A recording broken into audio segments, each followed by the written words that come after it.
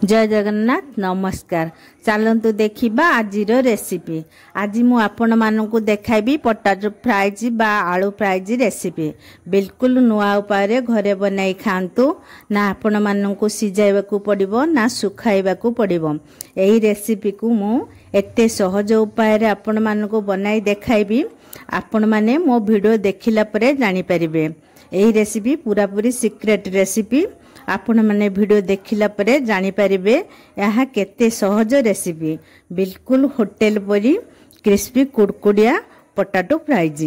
Video देखिया पूर्व मो वीडियो को लाइक शेयर करंतु एवं मो चैनल को सब्सक्राइब एवं पाखरे थिबा बेल आइकन को दबाई ऑल ऑप्शन को क्लिक करिया को भूलंतु नाही। ताहले चलंतु देखिबा आजिरो रेसिपी। एठी मु 5टा सिजा आलू नेची। एबे हमें आलू को ग्रेट करिबा। गोटे बाउल उपरे गोटे जाली बा छणा रखी आलू सब को ग्रेट करि दबा। एमिति छणा रे आलू को ग्रेट करके नेले आलू रे कोनोसी खंड बा गुळा हमर रहिबो नाही। पूरा पूरे आलू हमर चिकन हैला परी ग्रेट हे जिवो। जहा सब आलू रो टाण अंश थिबो ताकू हमें बाहर करि देबा। देखंतु आलू हमर केते सुंदर भाबरे ग्रेट हो जाइछि। एमिति मु काहेकि आलू को ग्रेट करी नेउछि परे आपण माने जानि परिबे। आपण माने भाबुथबे सिझा आलू को डायरेक्ट चकटी करि देबा। नाइ सेमिति कले आलू हमर भलो भाबरे मिसिबो नाही। तेनु मु ग्रेट करी करूछि।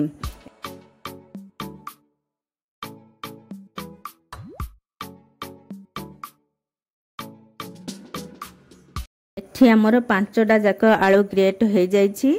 एबे हमें आलू रे अल्प टिके लूण, गोटे चामच रिफाइन तेल, कंचा लंका, चिली फ्लेक्स, धनिया पत्र, चाट मसला, काश्मीरी लंका गुंड यह राग न थाए भलो कलर देबा पई मु नेछि। एबे कॉर्नफ्लोर देबा।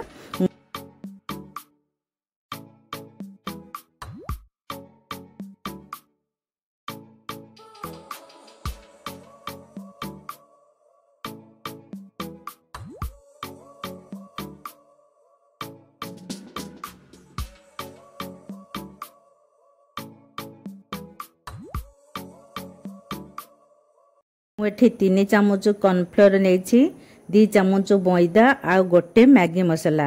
एही रेसिपी रे मैगी मसला निश्चित देबे जहाँकि पिला मानको बहुत पसंद आसीबो आ खाइबा को बहुत भलो लागिबो। बिल्कुल चटपटा रेसिपी। एबे सबको भलो भाबरे मिसाई चकटी देबा। जेमिति आमे अटा को चकटती सेमिति करी आलू को भलो भाबरे चिकन करी चकटी गुटे नरम करी डो प्रस्तुत करि देबा। आलू आमर भलो भाबरे मसला सहित मिसी गोटे बढ़िया से डो प्रस्तुत हो गला। एबे यहाँ को 5 मिनट पई ढांकी छाड़ी देबा। एठी आमर 5 मिनट हो जाइछि। एबे ढांकुनी बाहर करबा। देखंतु डो आमर पूर्व अपेक्षा केते नरम हो जाइछि। एबे आलू डो को आउ टिके चकटी डो को 2 भाग करी आमे गोटे डो को एबे नेबा। आउ गोटे डो को गोल करी बेलिबा। जेमिति आमे परोटा करंती सेमिति एही डो को बेली गोटे परोटा प्रस्तुत करि देबा। देखंतु मु बेली आपण मानकु देखाउची। एही परोटा को गोल करी बेलिबा किछि भी दरकार नाही। जेमिति पारिबे सेमिति बेली करि परिबे, किंतु लंबा करी बेलिले भलो हेबो। देखंतु मु केमिति बेलुची। किछि भी परोटार आकार नाही हेले परे एही परोटा सुंदर हे जिवो। परोटा हमर हे गला। एबे हमें परोटा को काटिबा। देखंतु मु केमिति परोटा को काटी सुंदर करि देउची। परोटार चारिपटु आमे छुरी रे काटी समान करि देबा। आउ बळका अंश को आमे बाहर करि देबा। परे ताको बेली आलू फ्राइज करिबा। हमर सुंदर भाबरे एठी गोटे 4 कोणिया परोटा प्रस्तुत हो गला। बे हमें छुरी रे परोटा को लंबा लंबा पीस करी काटिबा। आपण मानको जेतिकी लंबा पतला फ्राइज पसंद सेमिति करी काटि परिबे। एठी हमर गोटे परोटा रो 10 रो 11टा पोटाटो फ्राइज प्रस्तुत हो जाइछि। तेल हमर गरम हो जाइछि। एबे हमें सब पोटाटो फ्राइज पकाई छानिबा। तेल को प्रथमे भलो भाबरे गरम करि देबा। परे पोटाटो फ्राइज देला परे गैस को लो करी 4 रु 5 मिनट पर्यंत ओलटाई छानिबा।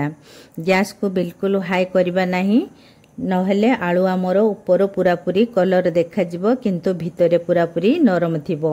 आलू आमर भल भाव हो गलानी। आलूर कलर मध्य चेंज होई केते सुंदर देखागलानी। जेउ आलू आमर लागी लागी जाइछि जदि छाणिला बेले यह खोलु नाही ताहाले किछि भी व्यस्त हेबार नाही। परे ठंडा हैला परे आपे आपे बाहरी जिवो। आलू आमर हो गलानी। यह को एबे बाहर करि देबा। एही परि भाबे आमे सब आलू फ्राइज को छाणी बाहर कर देबा। एही परि भाबे आमे सब पोटैटो फ्राइज को छाणी देबा। यह बहुत सहज रेसिपी। ना आमको आलू को काटिबा को पड़िबो ना आलू को सुखाइबा को पड़िबो। अल्प परिश्रम रे प्रस्तुत हो गला आमर सुपर क्रिस्पी कुटकुटिया पोटैटो फ्राइज। यह खाइबा को बहुत भल लागिबो। खास कर पिला मानक बेसी पसंद आसीबो। देखंतु आमर पोटैटो फ्राइज केते सुंदर देखा जाउची एवं केते कुटकुटिया हेछि। मु चामच मारी सुनाई देउची पोटैटो फ्राइज आमर केते क्रिस्पी हेछि।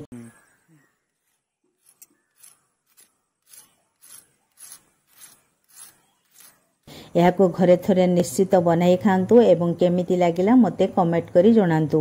जदि मो रेसिपी आपण मानको भल लागु थाए ताहाले मो वीडियो को लाइक शेयर करंतु एवं मो चैनल को सब्सक्राइब करिवा पई भूलंतु नाही। धन्यवाद।